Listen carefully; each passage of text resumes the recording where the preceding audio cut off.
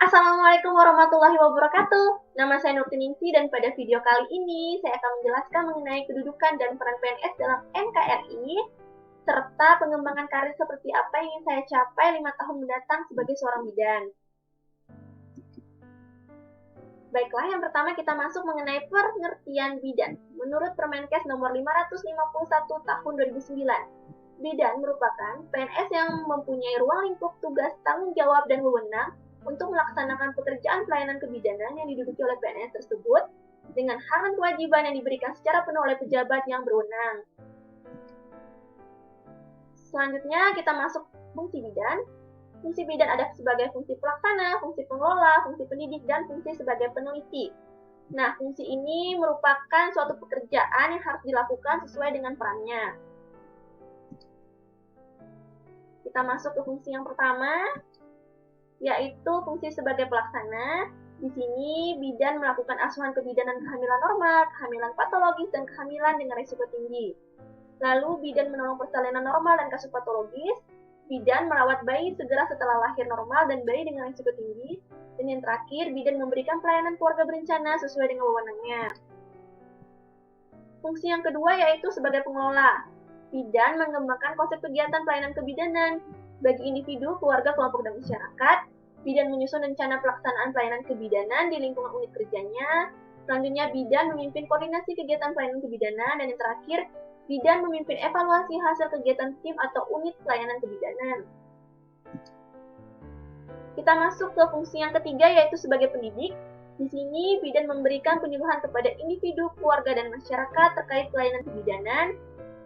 Bidan membimbing dan melatih dukun bayi kadar kesehatan sesuai dengan bidang tanggung jawab bidan. Dan yang terakhir, memberikan bimbingan kepada peserta didik bidan dalam kegiatan praktek di RSUD dan masyarakat. Kita masuk ke fungsi yang keempat, yaitu sebagai peneliti. Bidan melakukan evaluasi pengkajian survei dan penelitian yang dilakukan sendiri atau berkelompok dalam lingkungan pelayanan kebidanan. Lalu, bidan melakukan penelitian kesehatan keluarga dan keluarga berencana. Kita masuk ke kedudukan bidan. Menurut Permenpan nomor 36 tahun 2009, bidan berkedudukan sebagai pelaksana teknik fungsional di bidang kebidanan pada pelayanan fasilitas kesehatan di lingkungan instansi pemerintah atau instansi pemerintah yang tugas dan fungsinya terkait dengan pelayanan kebidanan. Jadi secara garis besar di sini, bidan itu berkedudukan sebagai pelaksana teknik fungsional. Kita masuk ke peran bidan. Peran merupakan tingkah laku yang diharapkan oleh orang lain terhadap seseorang sesuai dengan kedudukannya dalam suatu sistem. Ada 4 peran bidan. Yang pertama, peran sebagai pelaksana, kedua, peran sebagai pengelola, ketiga, peran sebagai pendidik, dan yang keempat, peran sebagai peneliti. Untuk peran sebagai pelaksana sendiri, bidan melakukan tugas terkait 3 hal. Yang pertama, tugas mandiri, yaitu tugas yang menjadi tanggung jawab bidan sesuai wewenangnya. Tugas kolaborasi, bidan menerapkan manajemen kebidanan sesuai dengan fungsi kolaborasi melibatkan klien dan keluarga. Dan yang ketiga, tugas ketergantungan.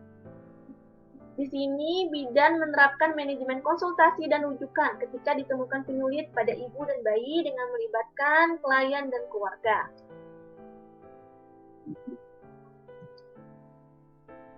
Kita masuk ke peran yang kedua, yaitu sebagai pengelola.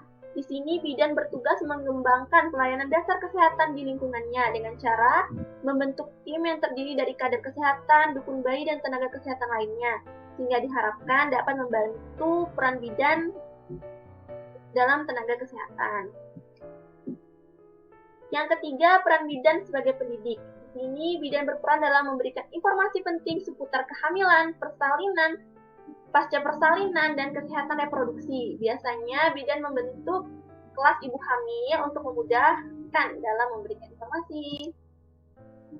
Dan yang terakhir, perannya sebagai peneliti. Di sini, bidan berupaya mencari tahu masalah kesehatan yang terjadi di masyarakat. Bisa melalui wawancara, bisa melalui terjun langsung ke lapangan, kemudian dicari masalahnya seperti apa. Setelah itu dicari solusinya, setelah ditemukan solusinya akan dituangkan dalam bentuk program-program kesehatan yang bisa membantu dalam meningkatkan kesehatan masyarakat.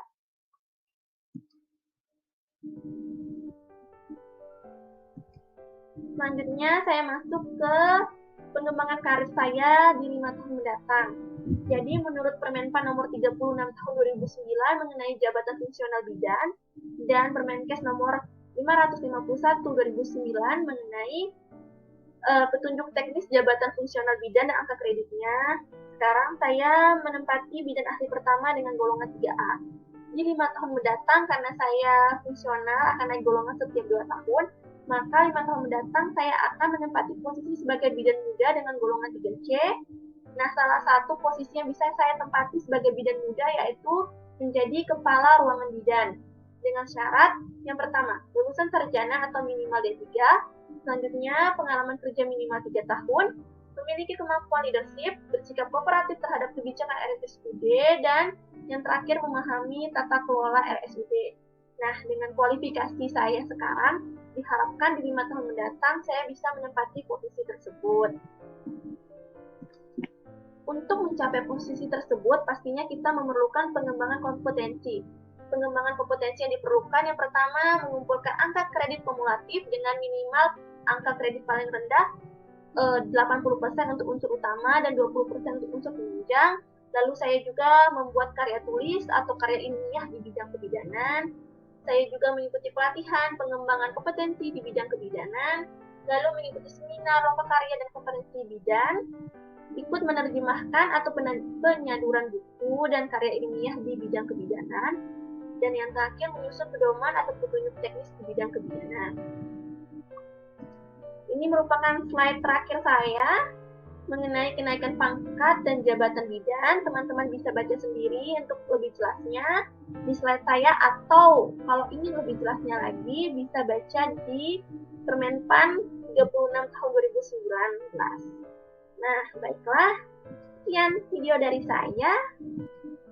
Terima kasih, kurang lebihnya saya mohon maaf. Wassalamualaikum warahmatullahi wabarakatuh.